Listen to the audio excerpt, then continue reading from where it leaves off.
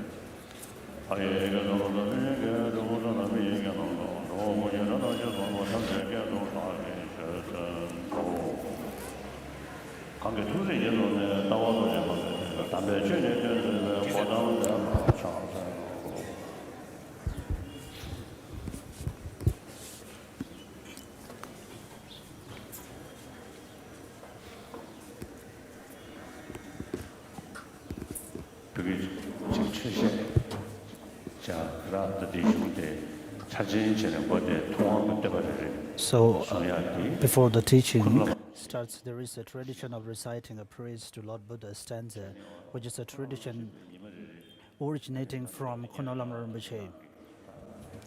Lam Rim, whenever he gives teaching, he quotes a stanza from different texts, praise for Lord Buddha, but I am not able to recite such verse, so I used to recite the stanza from Nagarjuna's text from the 27th century, remembering the kindness of Lord Buddha, having seen his wisdom.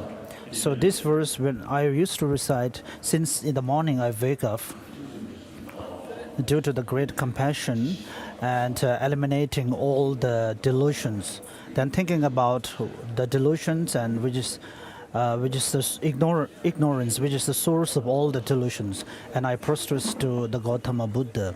So this verse I used to think about, and sometimes when I do not get good sleep, so I used to recite this stanza instead of reciting some mantras.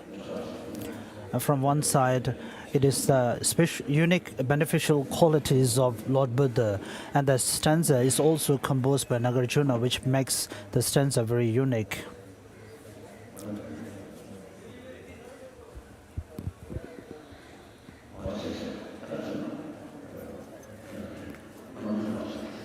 So we'll continue from the liberation in the palm of hand. As we repeat yesterday, we have the new revised edition 2006 from the Wisdom publication.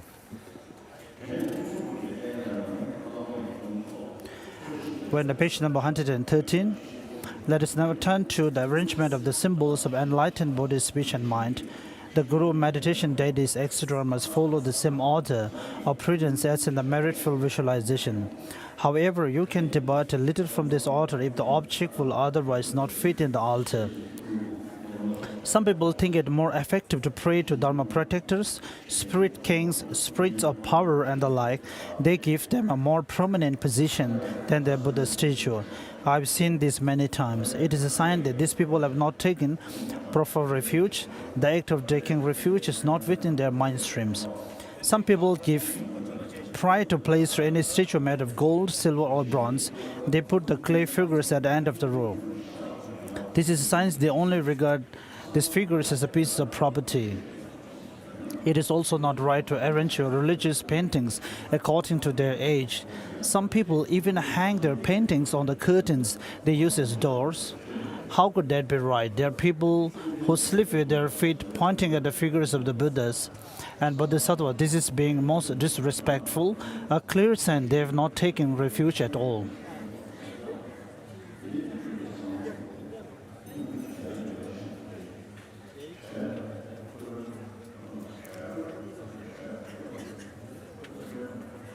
You might not have many of these symbols of enlightened body, speech, and mind, but to symbolize the enlightened body, you definitely must have a figure of our teacher, the Buddha, so as to be reminded of him, as well as a figure of Jerumbiche to remind you of your Guru.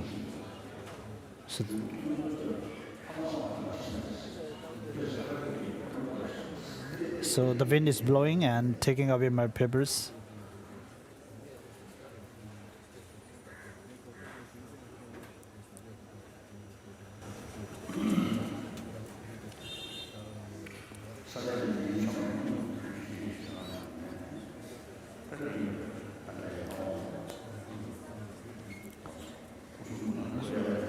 So when you arrange the image of the Buddha, the representations of the Buddha in your altar, so you have to consider them as the original or the genuine Buddha himself.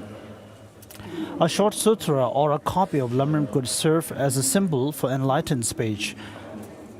A tsatsa will do at a pinch to symbolize the enlightened mind. If you have a watcher and bell, they should stand as a symbol for the enlightened mind. Some people seem to regard watcher's bell as only symbol elements yielded by deities. In fact, they represent the enlightened mind. It is a grave mistake to undervalue your watcher and bell as not being symbols of the enlightened mind.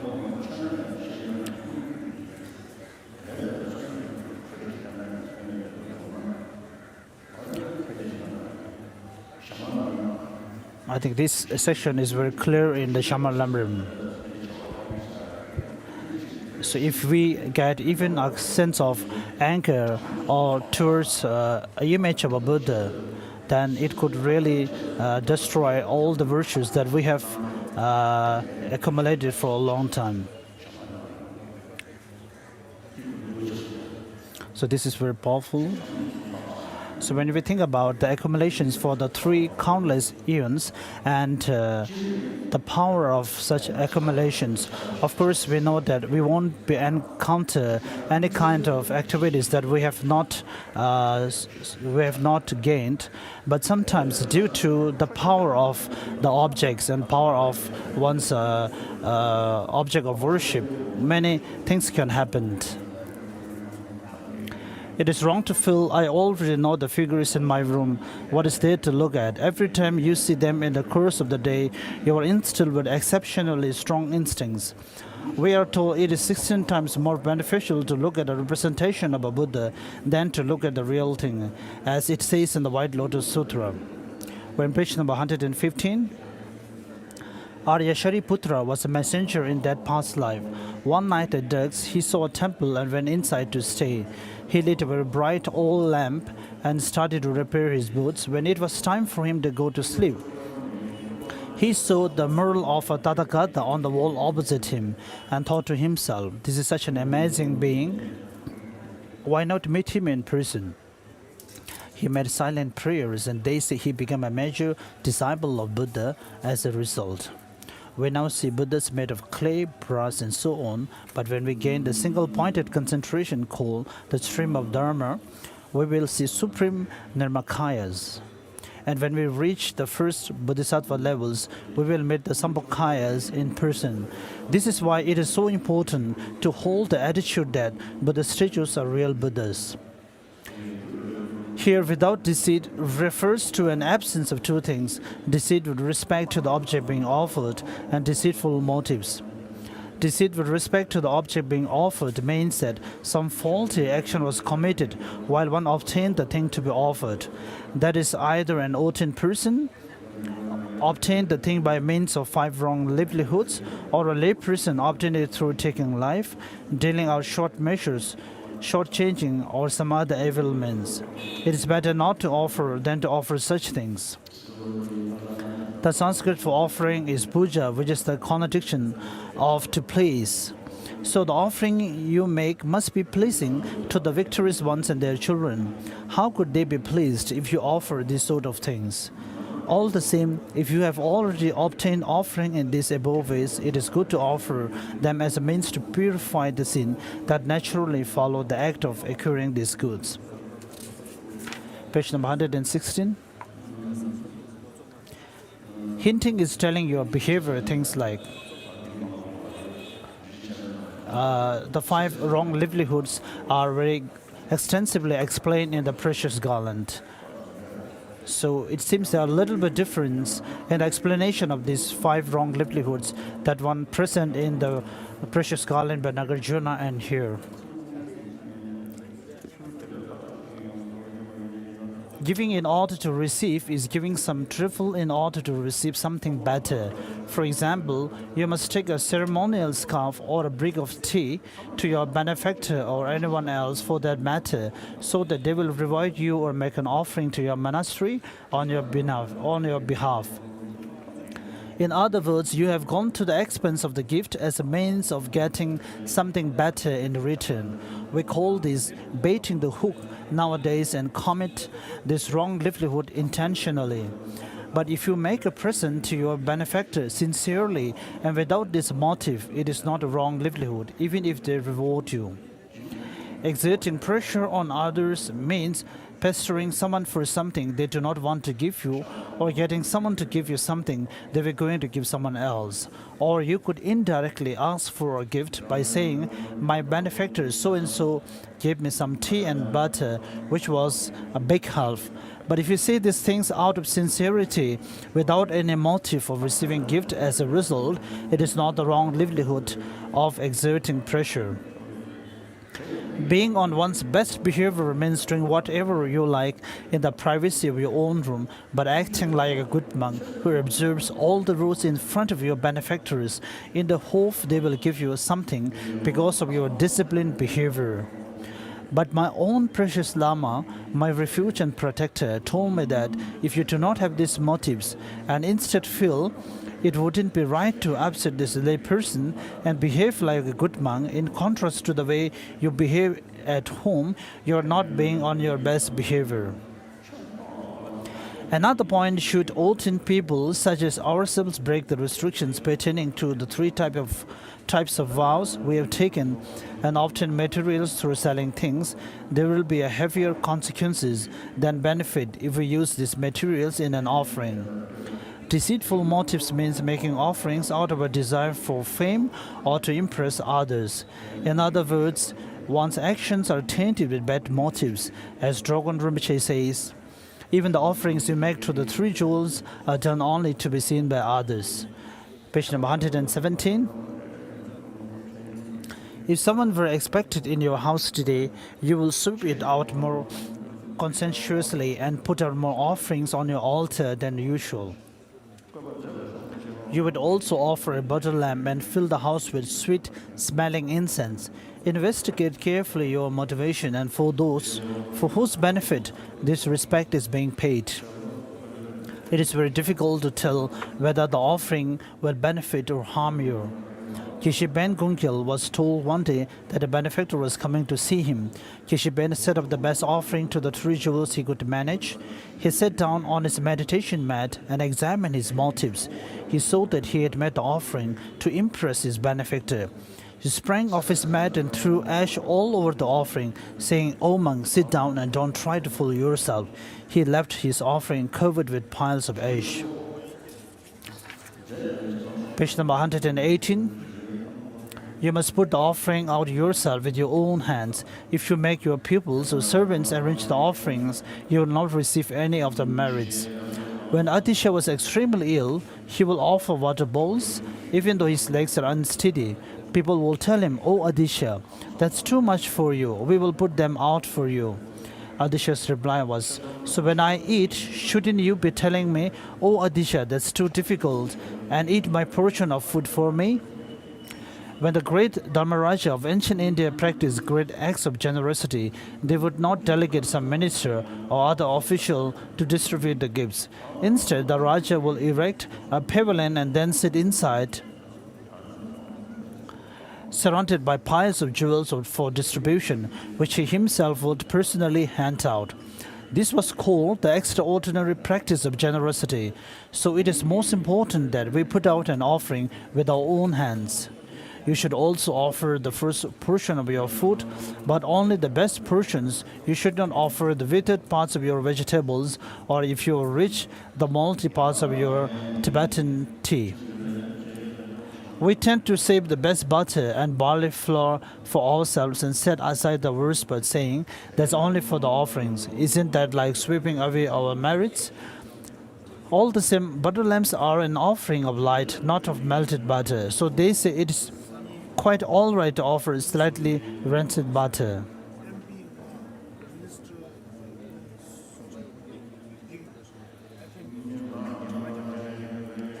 Page number 119.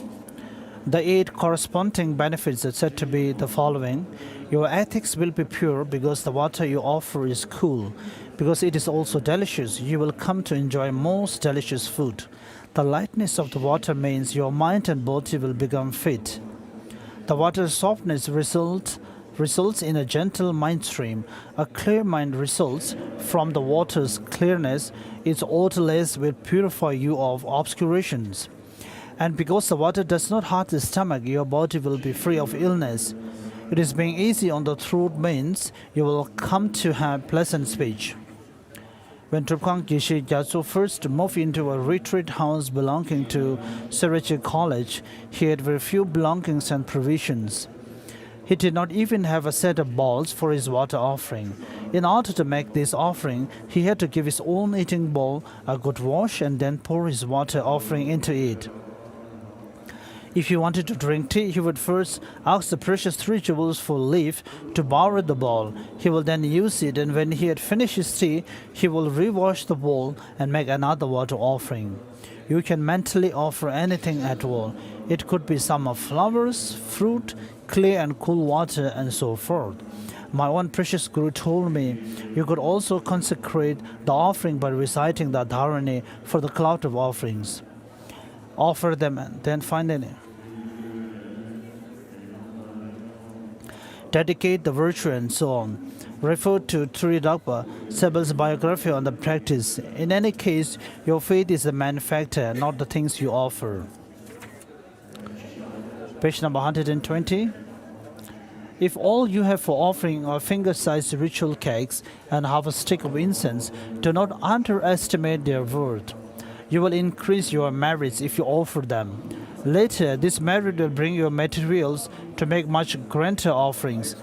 This is illustrated by Geshe Puchungwa's life story. As Geshe Puchungwa himself said, at first I only burned gentian for incense. I offered so much, it made my eyes water. Later, I had sweat-smelling incense made out of 4 ingredients. These days, I offered the fragrance of Myrabalan, Duraka, and so on. In fact, he once offered 22 gold coins worth of incense. Still, some might claim Geshe Puchungwa was a realized being who devoted himself entirely to meditation. Do not hope for enlightenment from such external actions. Such a claim shows they have very little acquaintance with the Dharma. You should think about the fact that bodhisattvas who have reached one of the 10 levels make offerings to the victorious ones for eons by means of hundreds of thousands of emanated bodies, each with hundreds or even thousands of arms. Surely you with your single body ought to strive to make as many offerings as you can. Page number 121. Adopting the 8 future sitting posture or whatever posture is convenient for you on a comfortable seat and then taking refuge, developing bodhicitta and so on. In an especially virtuous frame of mind, making sure that these practices properly suffuse your mind stream. The rear of your meditation cushion should be slightly raised and the front slightly lower. This has a profound tantric significance. It will also prevent pain in your buttocks and other problems while you sit in meditation for long periods. You should draw a clockwise swastika under the mat in white chalk palte. The swastika stands for the Vajra cross and reminds you of that part of Buddha's life story when he sat on the Vajra throne at Bodh Gaya. It also symbolizes that your practice will become firm. However, it is not proper to sit on a real Vajra cross, as this is one of the symbolic implements held by tutelary deities. Place Durva cross and Kusha cross at front tip of swastika Again, the source of this practice is the Buddha's life story. The Buddha attained enlightenment on a seat of grass. The Dhruva grass increases your lifespan. It is said Dhruva increases the lifespan. That is, your life is lengthened by sitting on it. Also, we are told Kusha is clean and virtuous. In other words, Kusha is a substance that eliminates pollution and uncleanliness. When Indian Brahmins received a caste pollution, they will spend a night in a patch of Kusha grass. Spread Kusha under your cushion to eliminate such things.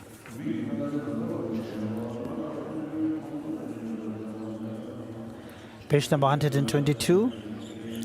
The legs are in the Vajra position. It is also permissible to sit in a half lotus or merely cross-legged in the Bodhisattva posture. However, the Vajra position is mandatory for the Tantric completion stage meditation. Place your two hands in the gesture of meditative absorption. The right hand lies in the left.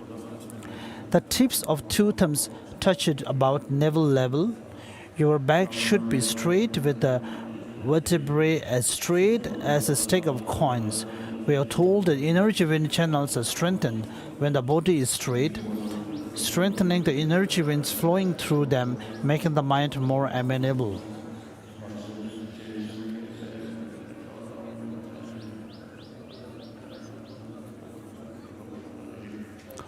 The teeth and lips should not be too clenched or too loose, so it is best to leave them in their natural position. Place the tip of your tongue on your palate so that your mouth does not dry out. Also, when you enter deep meditative absorption, it will prevent your saliva from running out of your mouth and so on. Page number 123. The eighth feature is the act of counting your breath. When the primary mind is non-virtuous, its accompanying secondary mental factors are non-virtuous as well. In this situation, it is difficult to summon up an extremely virtuous frame of mind. For example, you may mechanically go through the motions of developing bodhicitta while you are extremely angry and recite, "For the sake of all sentient beings who were my mothers," but you will not summon up a virtuous mental direction while the primary mind is unvirtuous and its accompanying mental factors have become unvirtuous. You should instead change your mental state into a neutral one. Then it will be easier to change to a virtuous mental state. For example, suppose a piece of cotton is white but with black stains. Such a cloth is difficult to dye another color. But if you give the cotton material a good wash in water, it then becomes completely white and is much easier to dye red, yellow, or whatever color you like. Page number 124.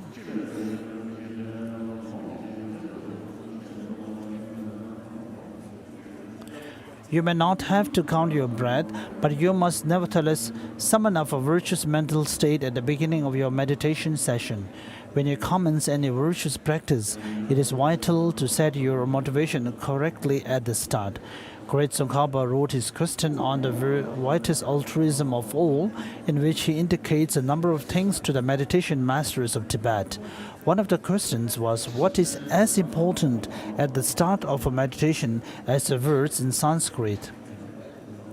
The Panchen Lama Losang Chuki Gyaltsen answered this and the other questions in his text, Melodious Laughter of Losang, Answers to Questions on the Widest Altruism of All. Before any meditation, examine one's mental stream properly, just as the words in Sanskrit should appear at the start of a text. This is what you meant, O peerless Guru.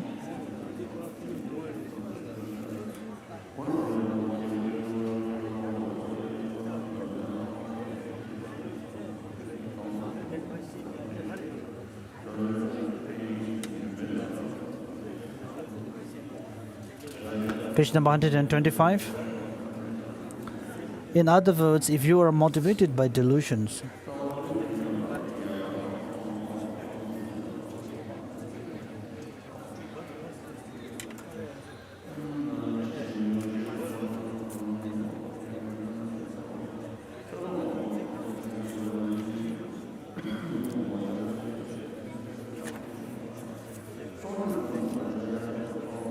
page number 125. In other words, if you are motivated by delusion, any study, contemplation, or meditation you do will only ripen into a most undesirable karmic result. But if you are motivated by novel thoughts, even if you commit some non-virtuous actions such as killing, it will be a great impetus to the completion of your accumulation.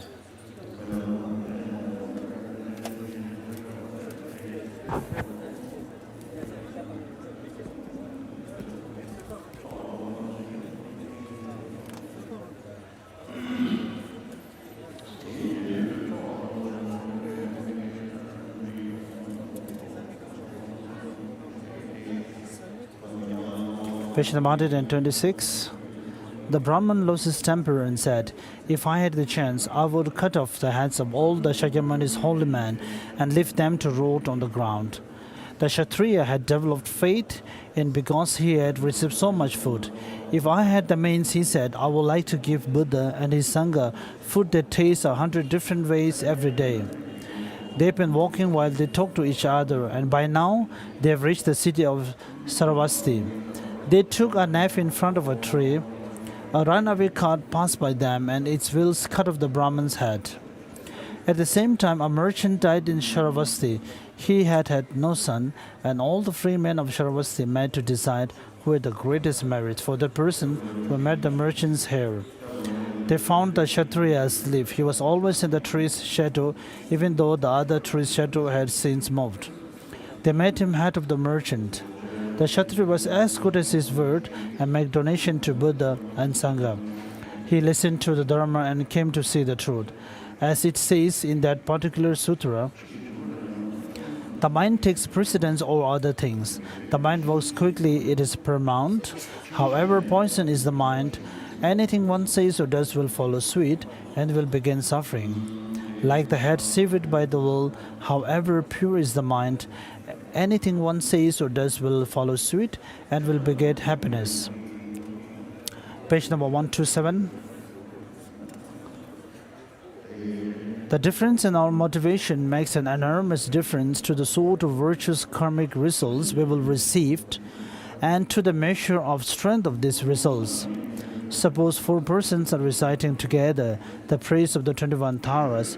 One is bodhicitta as a motive, another is motivated by renunciation, the third yearns for a better rebirth, the last one aspired to the consent of this life, long life, good health, and so on. Although all 4 recite the same amount of verse, there is a great difference in the sort of karmic results they will obtain. There's some spelling mistake here.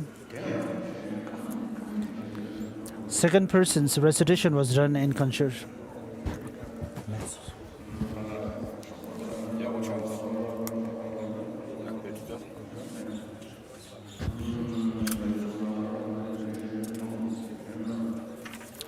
Page number 128.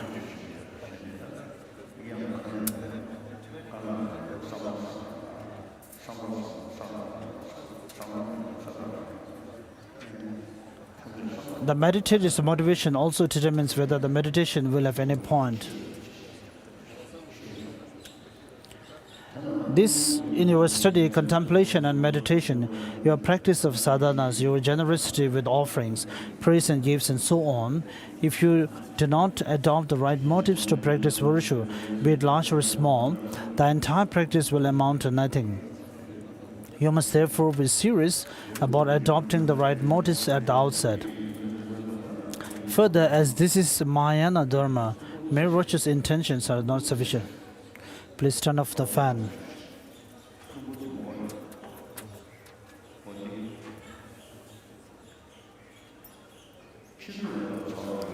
In the afternoon it's much hotter, so maybe it's better to on the fan in the afternoon. So it's not necessary to on the fan all the time.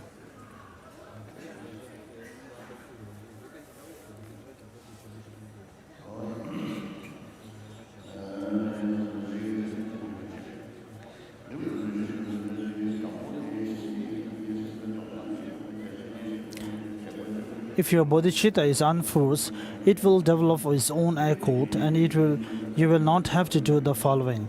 If your bodhicitta is of the first variety, you must consciously activate it.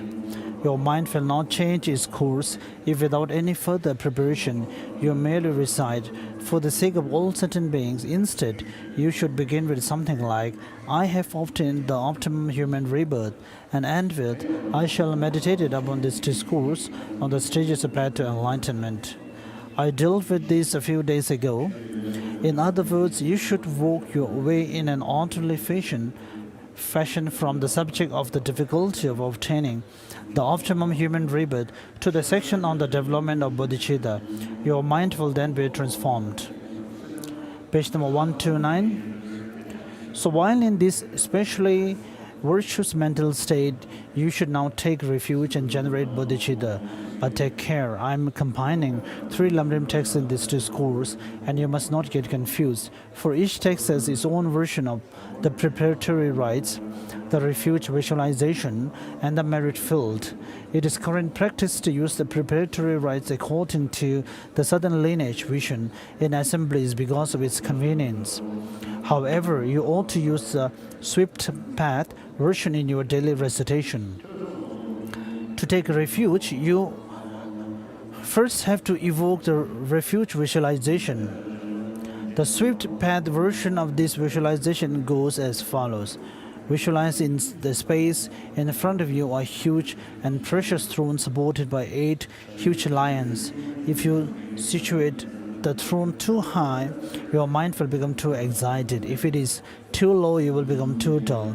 Ideally, the throne should be level with a gap in your eyebrows.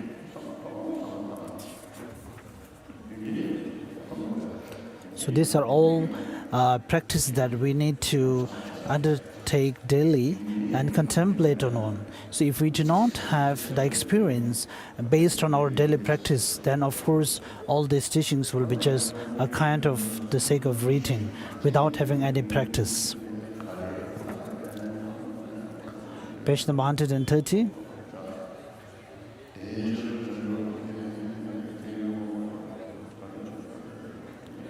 On the throne in front of Buddha sits your root guru. This time it is normal aspect. You do not visualize his physical faults. For example, he may be blind in real life. His right hand is in the gesture of teaching Dharma. His left in the gesture of meditative absorption.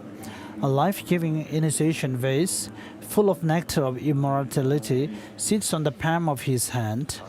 The two gestures indicate that he is a Buddha, for he can teach Dharma while absorbed in meditating on profound emptiness.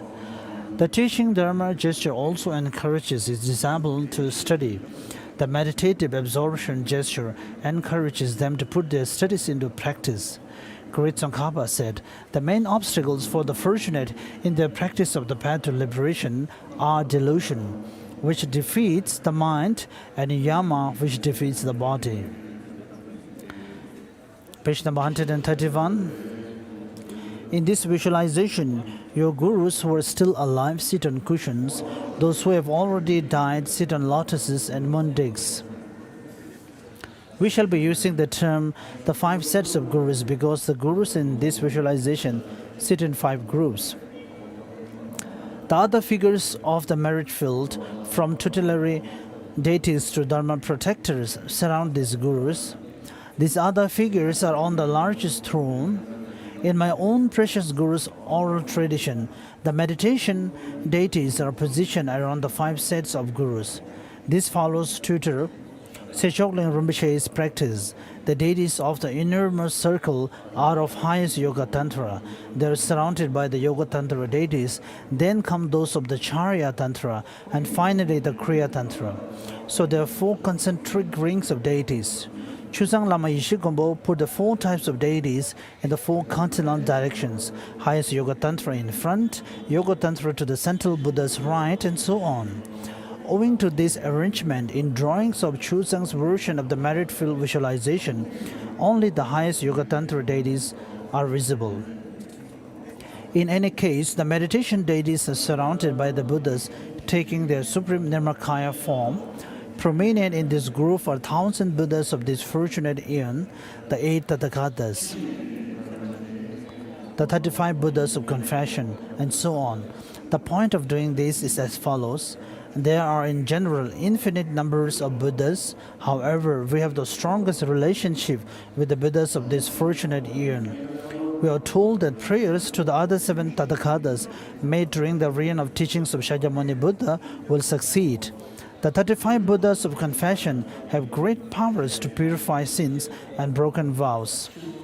The Buddhas are in turn surrounded by the Bodhisattvas, such as the 8 closet children, and so on. They take the form of divine princes. The Bodhisattvas are surrounded by Pratikya Buddhas, such as the 12 Pratikya Buddhas. They are surrounded by the Sharvakas, the 16 elders of the Arahats, and so on. All these take the form of monks. They display the good qualities of purity and hold backing balls, iron staffs, and palm leaf books in their hands. Sharvakas can be distinguished from the Pratikya Buddhas by the slightly smaller protrusion on the crown of their heads. In fact, this group displays marks similar to the marks and signs of Buddha. The Sharvakas are surrounded by Dagas and Dakinis such as Kantakapila and Prachandali. They take the form described in the Heruka Tantra. We're on page number 132. There are 2 oral traditions concerning the 4 Maharajas of the 4 cardinal points of the compass. One tradition places them on the main throne. The other tradition has them standing on cloud cushions below this throne. The reasons for these are as follows. The first tradition regards these 4 Maharajas to be super-mundane figures. The second gives them only mundane status. It is wrong to include petty mundane figures like Spirit King in this visualization. Once Lama Sechokling Rinpoche, a tutor to one of the Dalai Lama, was shown a painting of this merit field.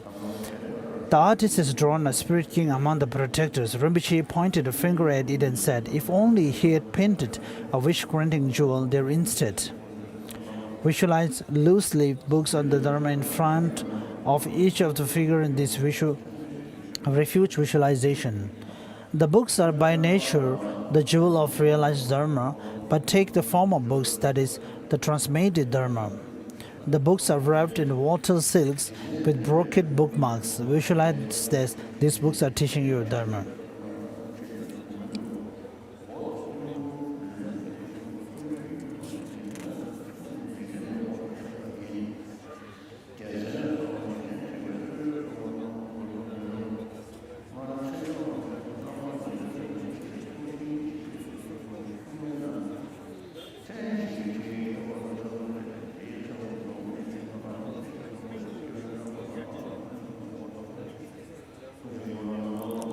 There are many versions of the refuge visualization.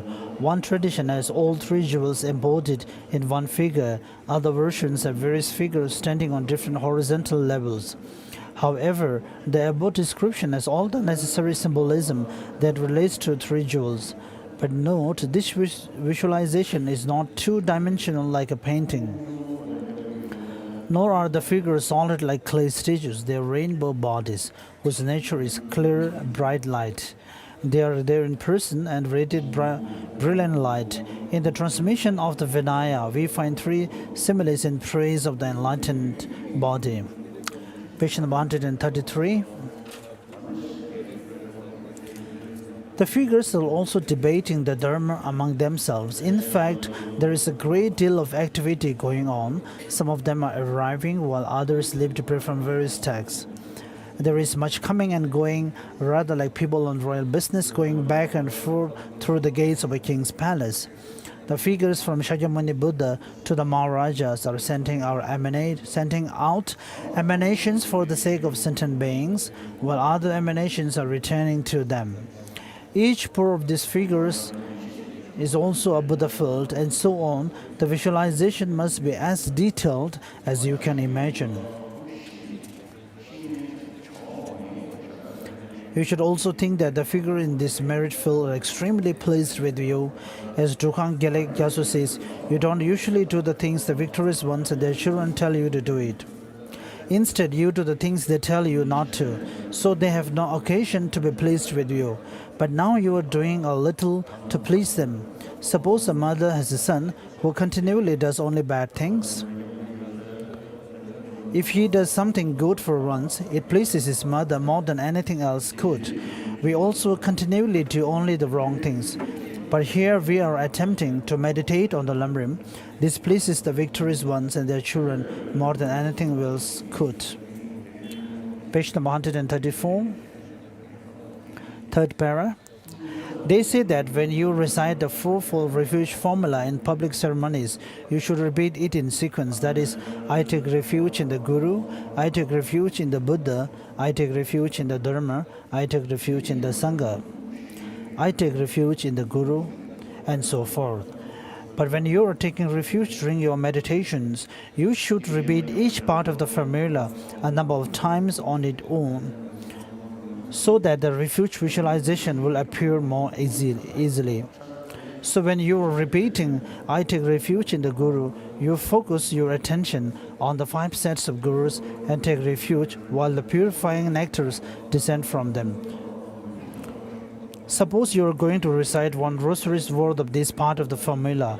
For the first 50 repetition, you must visualize that the nectars purify you of non-dharmic qualities. During the last 50 repetition, you visualize that your dharmic qualities increase. Thus, for the first half of the recitation, you imagine that the 5 types of color nectars, together with lights of the 5 colors, descend from the Gurus. The white nectar predominates. They enter your own body and mind and all the bodies and minds of the others. The nectars purify all the sins and obscurations that you and they have accumulated since beginningless time. This applies especially to actions such as endangering your Guru's body, disobeying his orders, disturbing his mental peace, disparaging him, and not having faith in him. In short, all the sins and obscurations you have acquired in relation to your Guru. This all oozes from your body in the form of smoky and cold black sludge, and you feel you have been completely purified.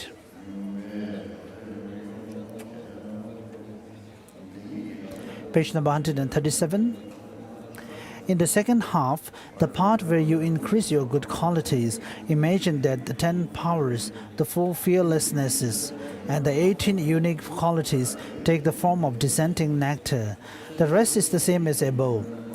Then you recite, I take refuge in the Dharma. The purifying nectars descend from the books in the visualization. This nectar is by nature the realized Dharma. The sins we accumulate in relation to Dharma are abandoning holy Dharma, selling scriptures, not showing scriptures enough respect, profiting from the sale of a book, consuming the profit from a book, etc. We are very much in danger of committing these sins, and they have extremely heavy consequences. Abandoning Dharma is, in the final analysis, disparaging the Hinayana because of the Mahayana, favoring the Hinayana on account of Mahayana, playing off Sutra against Tantra, playing off the 4 classes of Tantra against each other, favoring out of the Tibetan schools, the Sakya, Gelu, Kagyu or Nyingma, and disparaging the rest, and so on. In other words, we abandon Dharma anytime we favor our own tenets and disparage the rest. We also abandon Dharma when we step our text on writing, throw any writing away, and so forth. Some people even do things like sitting on writing. They deliberately accumulate evil karma by doing so. Abandoning the Dharma is an extremely heavy mistake, as we are told in the King of Single-Pointed Concentration Sutra and many sutras, but I have already covered this in great detail. Selling scriptures means buying and selling them with the attitude that they are material goods. You do not treat scriptures with enough respect. If you put them on the floor without a reverent cloth, if you pick your teeth and use the plate to stick colored piece of paper to the pages, lick your fingers to turn a page, or put things on top from among Dharma books. These 2 are extremely heavy misdeeds. When Atisha was in Ngari, he and a tantris who rejected his teaching saw a scribe use his finger to pick his teeth and then stick a color patch on the path of a Dharma book. Adisha could not bear to see it. Page number 138. He turned to the Tantris and said, "Oh, how wrong you... How wrong? How wrong? They say this stirred the Tantri's faith in Adisha, so much so that he then took teachings from him." People like ourselves, who are always handling books, should be particularly careful. We always run the risk of committing these misdeeds at all costs.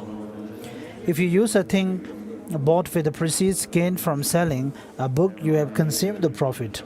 This also has heavy consequences.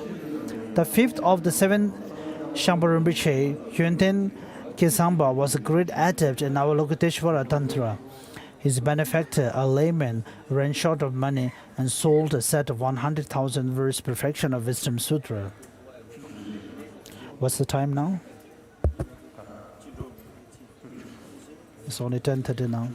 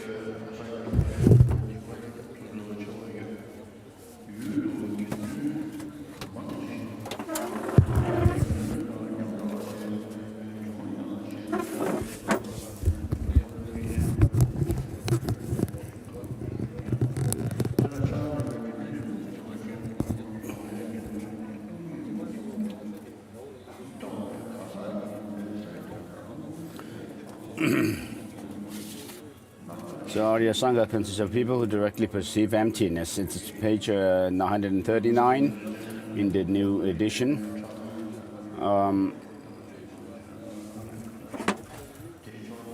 Its members may be lay people or monks or nuns, for ordinary beings who have not perceived emptiness this way are deemed to Sangha, to be Sangha if their Pratimoksha vows are still pure. But whether the members of the Sangha are ordinary or not, they could divide into two groups of at least 4 members each over some disagreement, because someone indulges in divisive talk that causes friction between the two groups. Everyone involved, not merely the person causing the dissension, will go hand in hand to the lower realms. There was once a Kadamba Geshe named Sershe who caused dissension among the Sangha. Later, after the Geshe's death, Geshe Domtempa remarked, "If my disciple Sershe had died 3 years earlier, he would have died as an upholder of the 3 baskets, but he died 3 years too late. His monastery, Tepur, said Dom was his undoing." And according to the oral tradition of the Lam Rim teachers, Sershe is still in hell, the place where the schism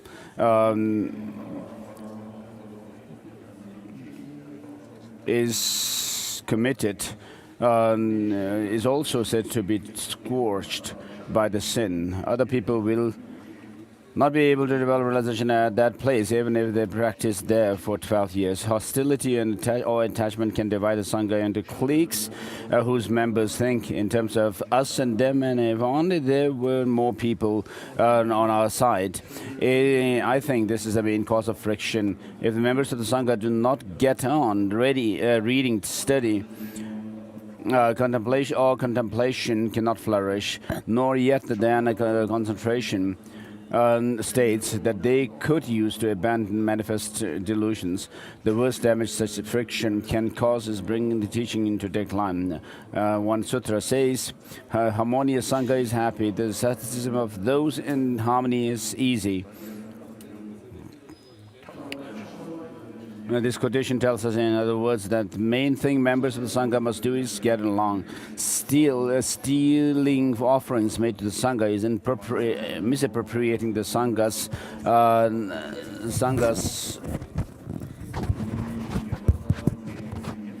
funds, not turning over to the Sangha taxes, levied in its name as Sangha members, keeping and using something meant for the Sangha's general use, etc. The administrators of monasteries are most vulnerable to these things. Some monks whose job is lies with the monasteries, benefactors,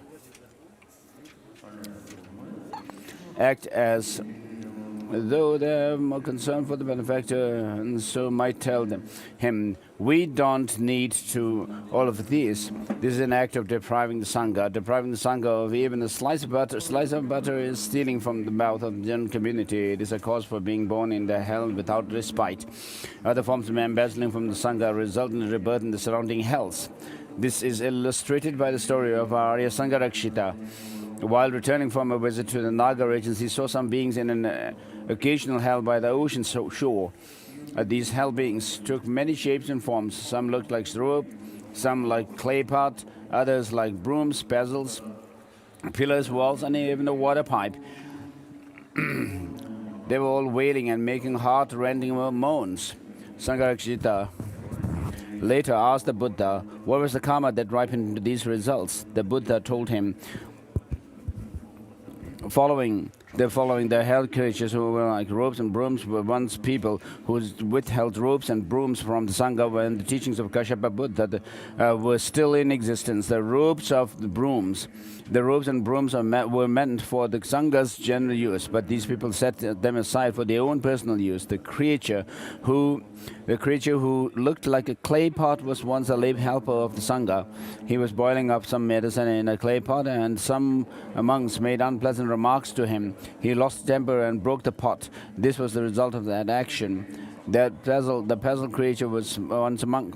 He ordered a novice, one scheduled for debate, to grind him some roasted grain. The novice was busy and said he would do it in a little while. The monk lost his temper and said, if I could get hold of a basil, I would pound you and never mind what about the roasted grain. He was reborn in the shape of basil. As a result of these insulting words, the beings looking like walls and pillars were once people who had done inappropriate things, which their saliva and mucus in temples of Sangha.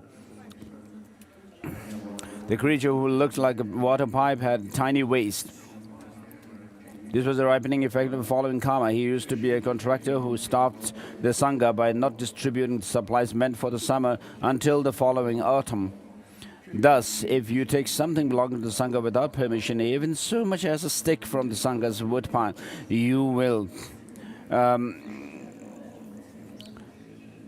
are sure to be reborn in occasional hell. Criticizing the Sangha means abusing its members with harsh words, calling them by names and so on, either to their faces or behind their backs. A Brahmin called Manava Kapila insulted members of Kashyapa Buddha's Sangha. He was born as a type of sea monster. Here is a brief version of his story. In India, there was once 500 fishermen who used to cast their net in the Gandaka river to catch fish, turtles, and so on. One day, a sea monster got caught in one of the nets. His body was enormous. The 500 fishermen were unable to land the monster while it drifted into the current. They asked cowards, grass cutters, harvest workers, and passers-by for help. Hundreds of thousands of people lent hand, and the thing was dragged ashore. They saw that it had 18 heads and 36 eyes.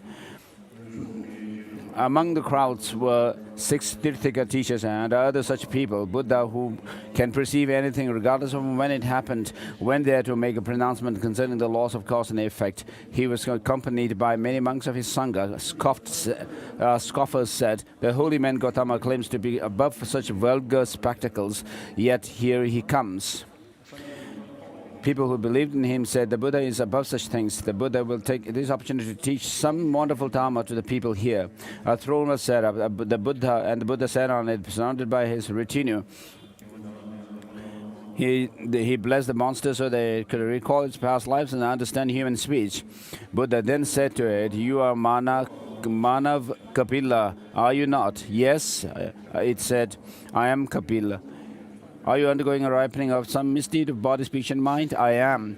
Who misguided you? My mother. Where was she reborn? In hell. How were you reborn? As an animal. When you die, where will you be reborn? I'll be reborn in hell. And at that, the creature began to cry. The Buddha's retinue was completely astonished at their insistence, and Ananda asked who this creature was that could remember its past life and speak in human tongue. Buddha had recited this story. Once in the time of Kashyapa Buddha, during the reign of King Krikan, some Brahmins came from another country and challenged people to debate. A Brahmin called Kapila Shanti defeated the other philosophers in debate, and the king gave him the deed to the mountain where the debate was held. The Brahmin's son had long blonde hair and was therefore named Manav Kapil. Now, this son studied the art of writing and so on, and became a scholar who could also defeat others in debate. His father died, and his mother feared that other people might take from him the prizes he had won in debates. She asked her son, "Can you defeat all philosophers in debate?" "I can defeat anyone except Kashyapa's holy man," he replied. "Go and defeat even them," she said. Out of the respect for his mother, he went out to debate with them. He met a monk who asked him what a certain verse meant. He could not come up with an answer. He developed faith in Sangha and returned home. "Did you defeat the holy man?" asked his mother. "Mother, if there had been any witnesses today, I would have been defeated." "Son, in that case, read Buddha's scriptures. They are kept from lay people. Then become ardent. After you become a scholar, give up your monkhood." She was so insistent that he took ordination and became a scholar of the 3 baskets. Again, his mother asked, "Did you defeat these holy men?" "Mother, I have only received the transmission of the teachings. They have both the transmission and realization into teaching. I cannot defeat them." "Son, no matter how much Dharma you have been taught, in debate use insulting words against them. They are fearful of committing any misdeed and will not say anything at all in retaliation. People will think that you have won the debate." Kapil did as she instructed. When he debated with the mother, he lost his temper and said, "Elephant head, how could you know what is Dharma and what is not?" He also called them horse head, camel head, donkey head, bull head, monkey head, lion head, tiger head, and so on. So with regard to the 3 trainings, they are common to shared with the non-Buddhist traditions as well. The Christians also have these practices of morality.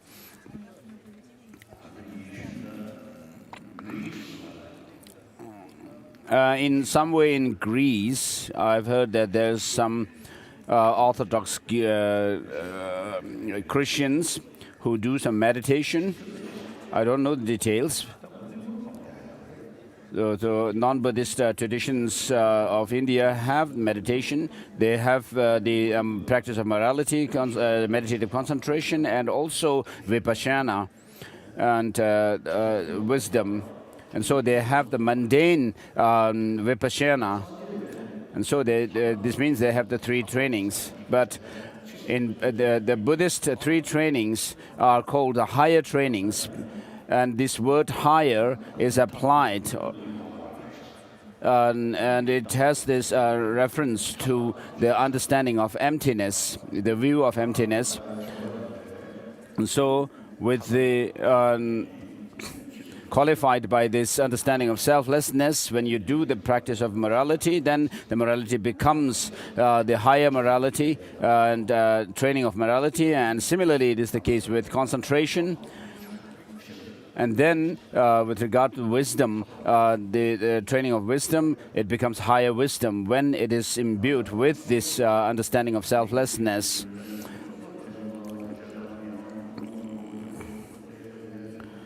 So such was Buddha's pronunciation. It is also wrong to disparage ordinary members of the Sangha. People may say, for example, they're deprived monks. But as I have already mentioned, there is no difference between 4 ordinary beings who are monks and the Arya Sangha. Would there be any difference in saying these things to Maitreya or Manjushri? We treat members of the Sangha of our own social class for far too off-handedly. We might say, I take refuge in the Sangha, but we act differently. As by my own precious Lama said, when ardent ones sit among the row, they should all regard one another, the monks on their left and right, as their refuge. But this is not what they in fact do. Instead, they pick faults with each other. They think to themselves, so and so, the old monk in the middle of that row is very stingy.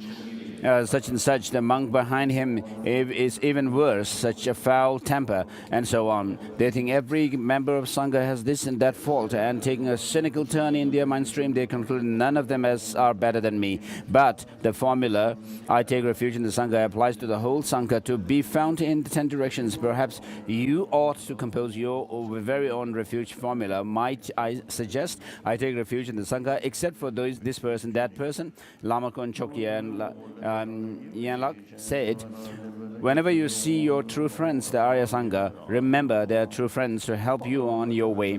In other words, whenever you meet members of the ordinary Sangha or the Arya Sangha, you must regard them as refuge, as people who help you leave the place of danger.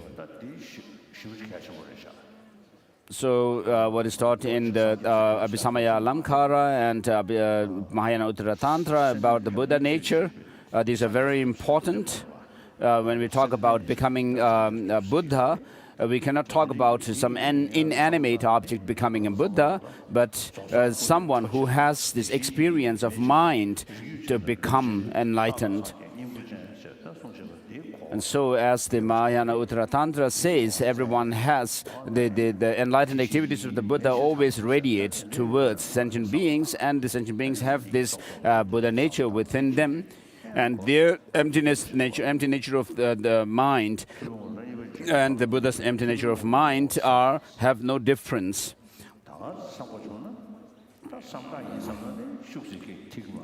So, of course, just thinking that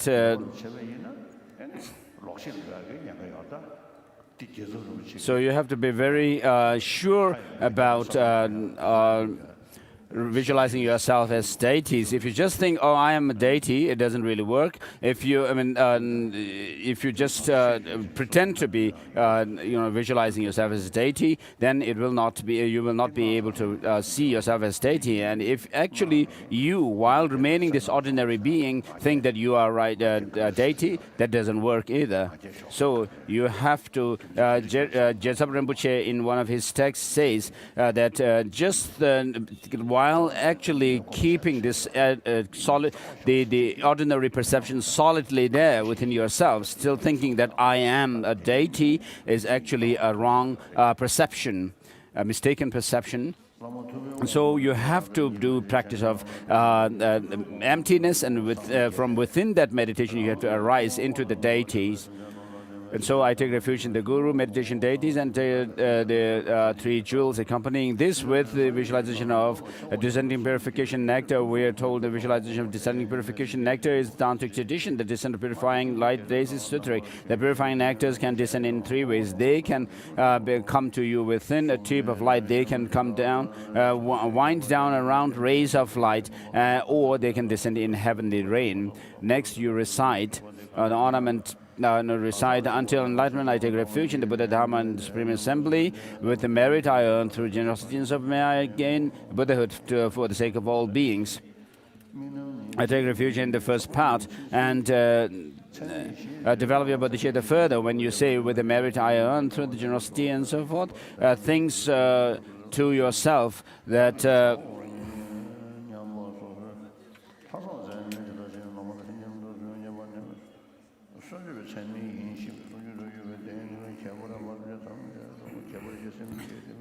by virtue of the root merit I have acquired through practicing generosity, maintaining my ethics, practicing patience, and so on, may I gain Buddhahood for the sake of sentient beings. I do not have to give any further details on this now, though I shall discuss in detail later how to internalize this topic. The taking refuge is like becoming a king's subject. Developing bodhicitta is like offering him tribute. At this point, you must visualize taking result of your development of bodhicitta as part of your path. You do this as follows. Our Guru Shakyamuni emerges a duplicate image of himself that dissolves into you. You become Shakyamuni by nature, that is Buddha.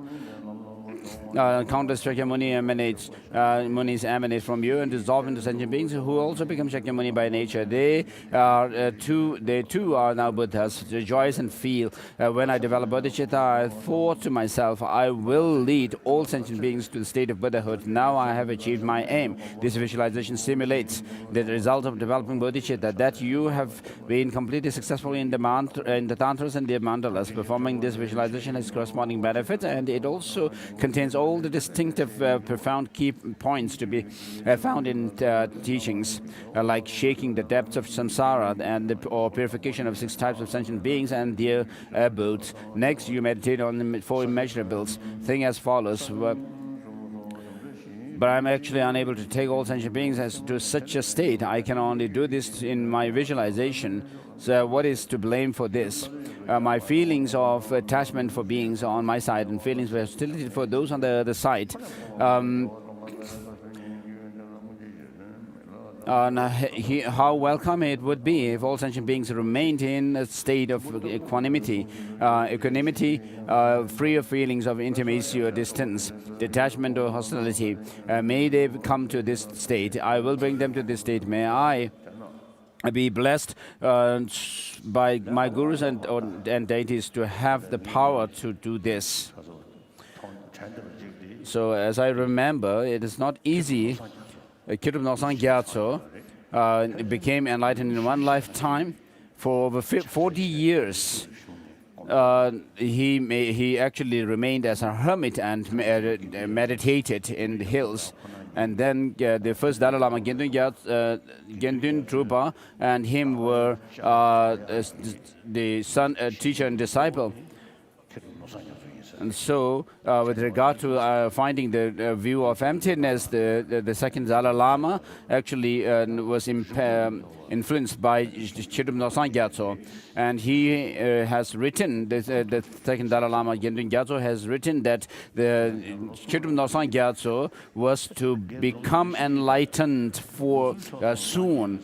So I'm quite skeptical about becoming enlightened within 3 years, 3 months, and 3 weeks, and so forth. And so I say that it's better to think of becoming enlightened in many aeons instead of this 3 year, 3 months thing. And so Jigme Milarepa, when he met one Lama, who told him that I have a teaching instruction which can liberate you if you meditate in the daytime and you can become liberated in the nighttime if you meditate at night. And so he thought, oh, I actually was able to accomplish the black magic very easily. So perhaps I am fortunate one. Therefore, I may not need to put much effort, I can sleep. So he slept. And then the teacher actually told him that you are not the disciple that I could help, but actually you should go to Marpa, who could actually help. And therefore, Jigme Milarepa went to Marpa, and Marpa actually put him to a great task. And put him through great hardships. And so becoming enlightened is not something not easy. And so when you say here that you can become enlightened in 3 years, 3 months, and so forth, with great excitement, you might go into some retreat, and then you are not able to gain that enlightenment after doing those 3 years, 3 months, and so forth meditation, and then you lose, you become discouraged. Many Westerners and foreigners actually do that. Instead of thinking to become, expecting to become enlightened in 3 years, 3 months, and so forth meditation, you should actually think of cultivating the path over long a period of time, like the 3 eons, the countless eons, and so forth. And you have to have the courage to train yourself. However long it takes you to become enlightened, you should have that determination to carry on with your practice.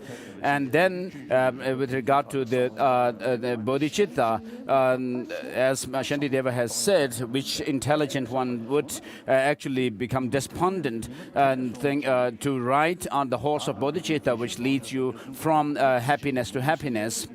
And also, we do this succession yoga practice. If you actually become really sincere in this about it, saying that I will give my body, speech, and mind the roots of virtue and resources and so forth for all sentient beings, and then so you should actually persevere in your practice, even if it takes a long time. But persevere and develop those paths and within yourself, and and then you will not lose heart because you are determined to carry on with your practice as long as it takes to reach the goal. And therefore, and so if you are able to put effort, then of course within perhaps it's possible for you to become enlightened and to progress along the path in a short period of time as well. And so I usually say that 3-month retreat meditation is like the Chinese communist propaganda. So we have to be realistic and practical. You should not have too much expectation. And when your expectation is not fulfilled as you desired, then you would either give up the practice or have a totally misconception about the practice and the teaching. You lose faith and have wrong views. So here it is with reference to Gotsangpa. In relation to Gyawa Gotsangpa, someone who is like him or Jizamilarepa, you could become enlightened within 3 months and 3 weeks or so forth. And so, and there it also goes through the text goes through the names like Ensapa and so forth, who have become enlightened within one lifetime following the Ganden tradition of Master Tsongkhapa.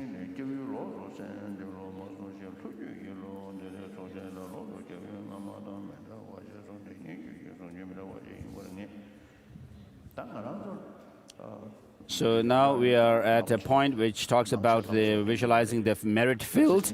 Most of us do the Lama Chöpa, the Guru Puja. So in many practices, you actually you actually visualize the Lama in this your root Lama in the center, and the rest of the Lamas actually surrounding him, flanking him around. Surrounding him, whereas in the Segyu practice, you have the Ganden Jangtse practice, which has the visualizations of Rinpoche, and then at his heart you visualize the Manjushri, and then you also recite the Miktema name praise of Guru Rinpoche.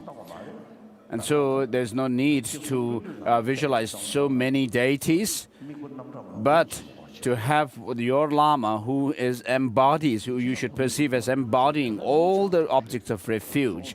And the main practice is to subdue and discipline your mind. And so if you can do it, even with one single Lama, visualizing him as embodiment of all the refuges, it could also work.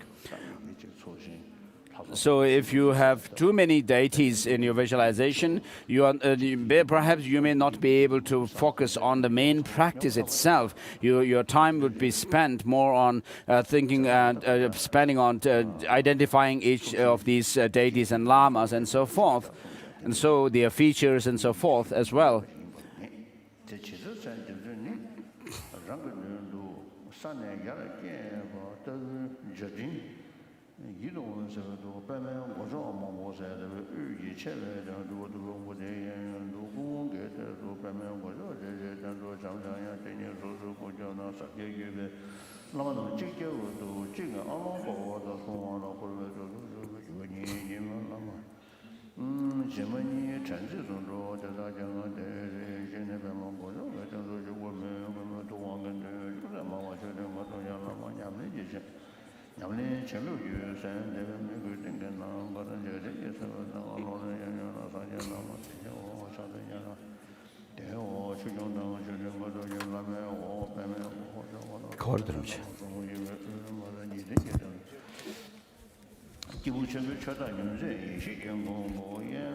Mensawa Q.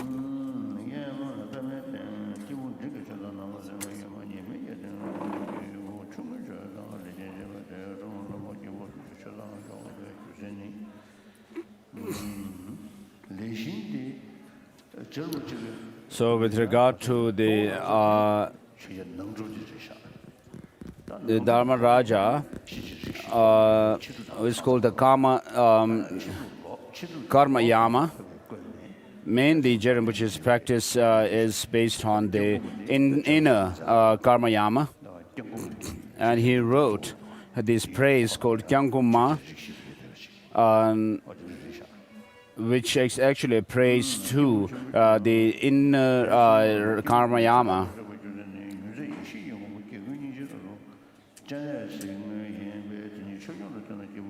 So below your own gurus are the multicolored lotus flowers and so forth. It's on page 148.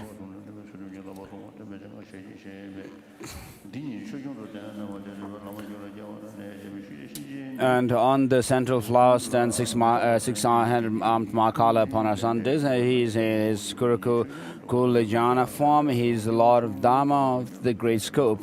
Then to his right hand stands Vaishravana on the left, on the lotus flower, and he's Lord of Dharma of the medium scope. The Makala is left, and Karmayama on the sun disk, and lotus flower. He's Lord of the Karma of small scope.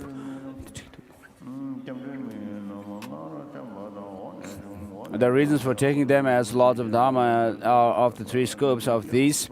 The Kurukula jhana form of Makala is really Avalokiteshvara, the embodiment of compassion of all the victorious ones and rising in the form of protector deity. The point being made here is that one will sooner develop love and compassion while following the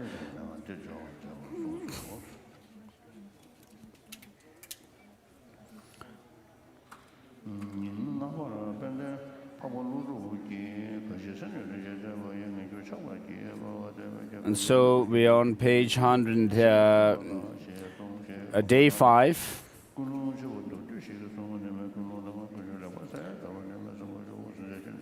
So at the end of the day 4, it says this particular lineage. So other protectors stand on the right and left of the three lots of the three scopes. Those three lots should also be placed so that the lotus bases stand at different levels, with at the procedure for internalizing taking refuge, and the rest are same as above, and there will be more below. This particular lineage then adds a passage, petitions to the refuge. This passage runs, Guru and precious 3 jewels. I take refuge in you and pay my homage. Please bless my mind stream. It is based on great Sakya, the precious Sakya oral traditions. And then day 5, Pavanka Dojishan gave a short talk on how we should set our motivations. He quoted this verse from Nagarjuna: "It is stupid to discard disgusting filth into a golden jeweled container. It is even more stupid for a person to sin after being born a human." You should listen to this teaching only after setting your motives, motives properly and adopting the right manner. The Dharma you are about to hear is Dharma that will take the fortunate to the level of the Buddhas. Then Rinpoche referred back to the headings he had already covered. The fourth major heading of the Lam Rim is the sequence in which the disciples are to be taught and the actual instructions.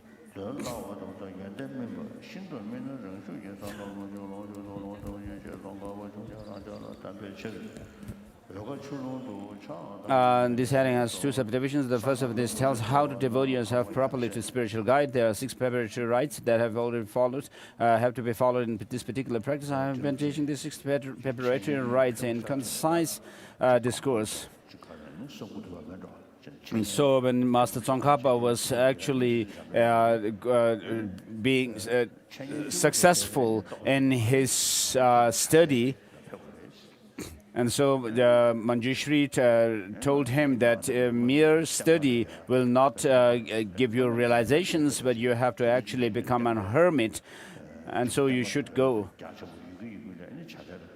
And then Manjushri was told that while Tsongkhapa was actually being helpful to so many people by teaching them and also the Dharma, how would that, how about not going up to Hermitage?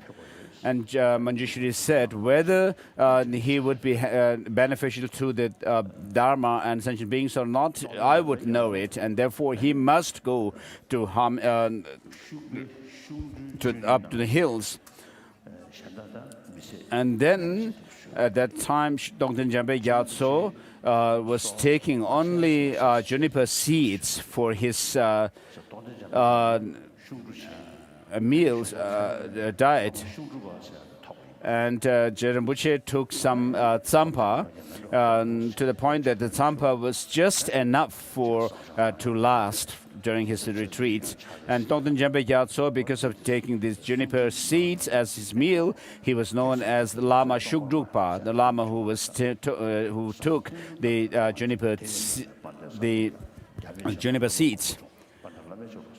And then Rinpoche actually had this vision of the masters Manjushri and his other disciples, and he actually found the realization of emptiness, as we find mentioned in his mystical biography.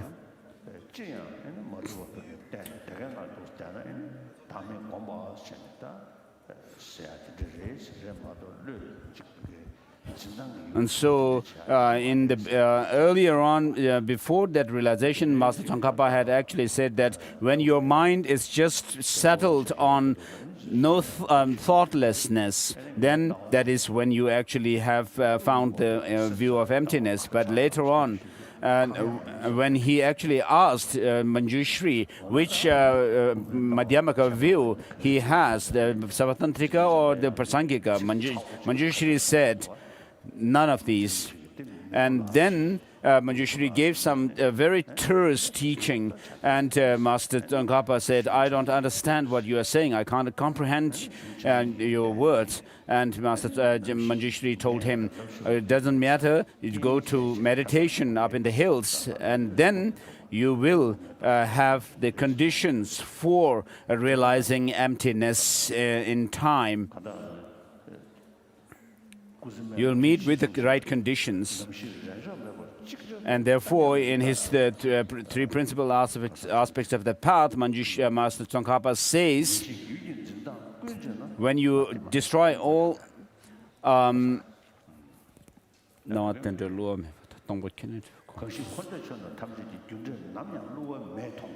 when you see that infallibility of the samsara and nirvana, and also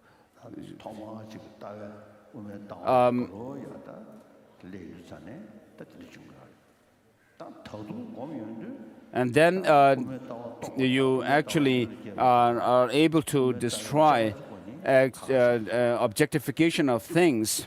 That is when you actually find the view of Madhyamaka.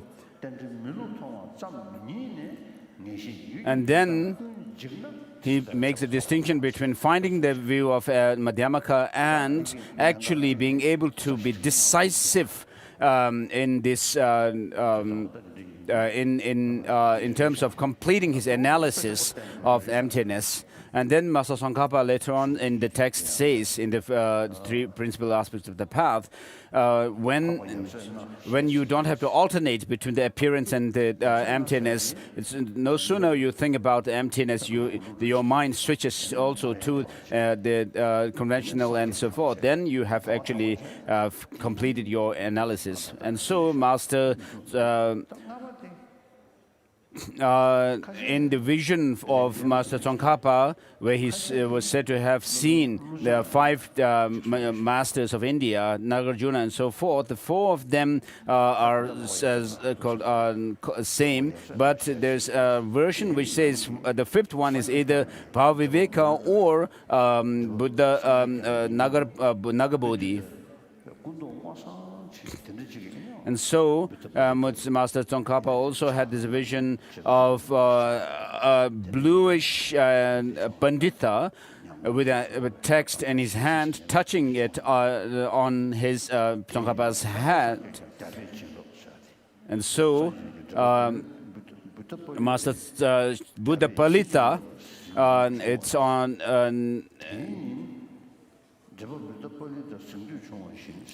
So one of these disciples in the vision, Buddha Palita, blessed Tsongkhapa by placing Tsongkhapa's head a Sanskrit copy of Buddha Palita's own commentary, The Pursuit of Buddhahood. And so many of our students, monk students, do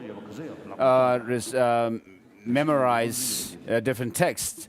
How many of you actually have memorized Lekshe Nyingpo, the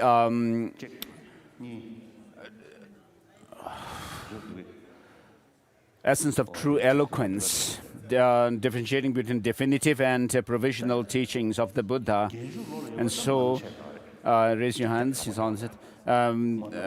Perhaps most of you have memorized Abhisamaya Alamkara and Madhyamaka Avatara. Please raise your hands if you have. Are you not students of philosophy? Some of you are not raising your hands. So we talk about, with regard to Abhisamaya, ornament. In terms of the word ornament, we have this saying that this ornament is actually adorned me with laws and lies. And then those of you who have memorized the Tsao Shirap, the Mula Madhyamaka Karika, as I said before, it is a very important text. And so there are few of you very good who have memorized this Mula Madhyamaka Karika. So when Tongben Rinpoche used to teach the commentary to the Mula Madhyamaka Karika by Master Tsongkhapa, the Ocean of Reasonings, he actually used to make his disciples memorize the Mula Madhyamaka Karika, the root text itself. And although, again, I received this transmission teaching of the commentary by Master Tsongkhapa, the Ocean of Reasoning from Gen Yima, he gave me exception. So I do reflect on this text often, and it really moves me and helps me. And so there are Westerners also who do know about this text, the Mula Madhyamaka Karika.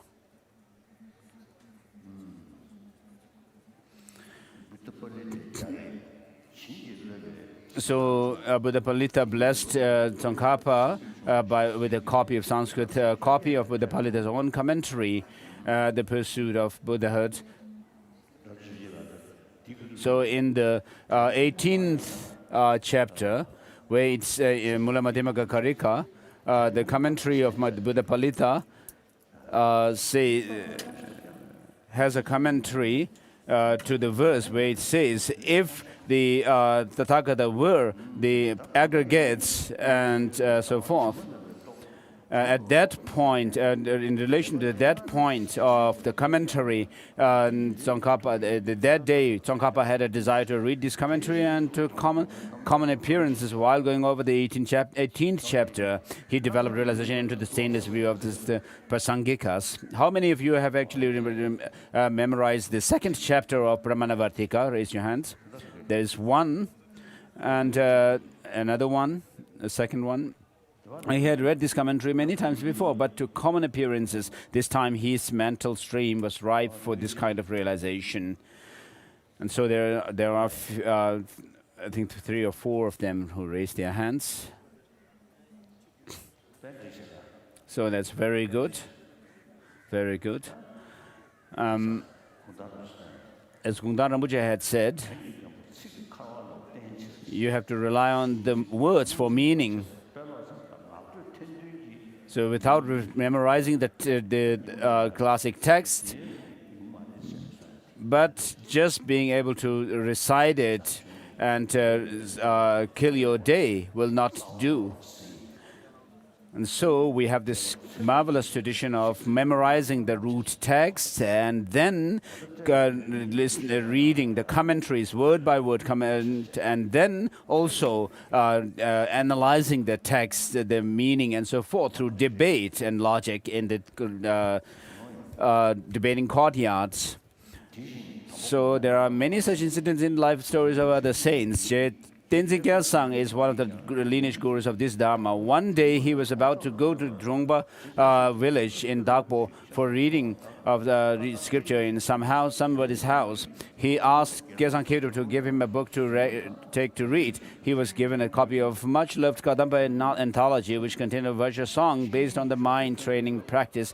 As soon as Gyaltsang Tenzin read it, he developed genuine bodhicitta in his mind stream. The next day, while he was petitioning the merit field, during his preparatory rites, he came to the section that invokes the names of authors of the Lam Rim. This passage begins, "You virtuous ones who lovingly care for all sentient beings." At that moment, when he invoked the names of these authors, they say he felt a vivid burning sensation in his forehead. Thus, when one's mind stream is ripe enough, one will suddenly develop realization with ease from even the most trivial circumstances, as Dolpo Rinpoche has said. While you accumulate your collections of merit and purify yourself of obscurations, think that you are conscientiously petitioning your gurus and deities. Even though you think these things will never happen, not in 100 years, they will happen. This is so for all conditioned phenomena. They do not remain static. And the saints of the past traditionally gave this oral instruction: you are like a seed without moisture when you do not build up a stock of merit. Thus accumulation, self-purification, and petitioning the merit fields are crucial. People in great monasteries do not merely debate all the time, they also do lots of chanting during their assemblies, debating practice, daily recitation and so on. One must take these things seriously. Their point is accumulation and purification. Whom do you petition in order to accumulate merit and purify yourself? Do you petition the merit field? The meditation on the merit field is therefore vital and has been made into a separate heading. The term merit field means that this visualization is a fertile field for building up your stock of merit. People value an ordinary field that produces good crops. The merit field gives great force to your accumulation, self-purification and petitioning. You must therefore take seriously the visualization of this field of merit. An ordinary field will only produce a few bushels. The merit field will produce results of immeasurable energy from the tiny seeds. So we finished.